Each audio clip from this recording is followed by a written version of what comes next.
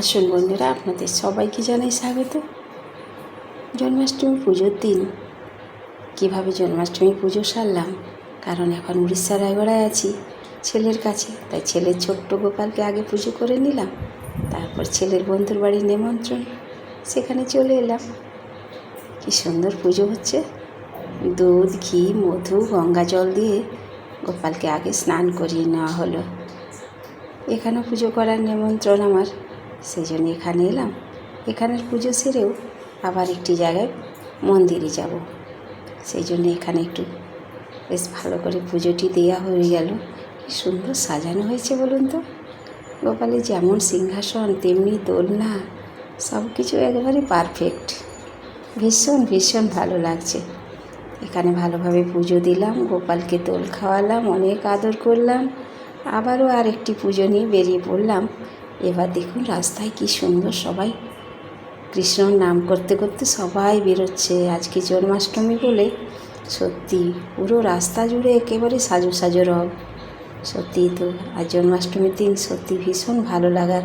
উড়িষ্যায় এখানে মনে হয় পুজোটি একটু বেশি হয়, কারণ আমাদের ওখানে মন্দিরে মন্দিরে পুজো হয়, কিন্তু রাস্তায় এরকম বেরোতে দেখিনি।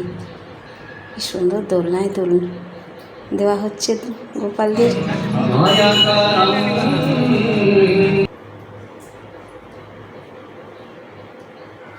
প্রদীপ জ্বালানো, এভাবে লাইন দিয়ে পুজোটি দিতে হবে। তবে কেউ আবার মালা পরাচ্ছে।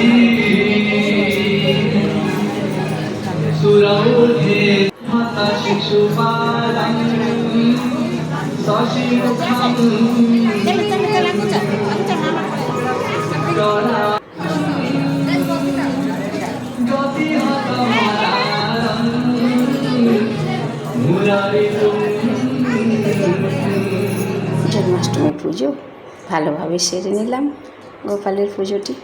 এবার বাড়ির মুখে রওনা। বাড়িতে যেহেতু তো উপোস করে নিজেরা থাকলে, বাচ্চা যেহেতু বাড়িতে আছে, বাচ্চা বলতে ছেলে এখন বড় হয়েছে, কিন্তু ছেলেকে কথা দিয়েছি জন্মাষ্টমীর উপোসের দিন ছেলেকে ছোলে ভটোরা করে খাওয়াবো। ছেলে অবশ্য নিরামিষ খেয়ে আছে, তবে উপোসের দিনই ছোলা ভটোরা করে খেলে কিন্তু নিজেদেরও বেশ ভালো লাগবে। তাই ঝাল ঝাল ছোলে ভটোরা এভাবেই গরম গরম বানিয়ে ফেললাম। আর সঙ্গে তো গোপাল প্রসাদের লাড্ডু তো আছেই। তবে এই যে ছোট্ট গোপালের পুজো করলাম, সত্যি ভীষণ ভালো লাগলো। আপনাদের কেমন লাগলো নিশ্চয়ই জানাবেন।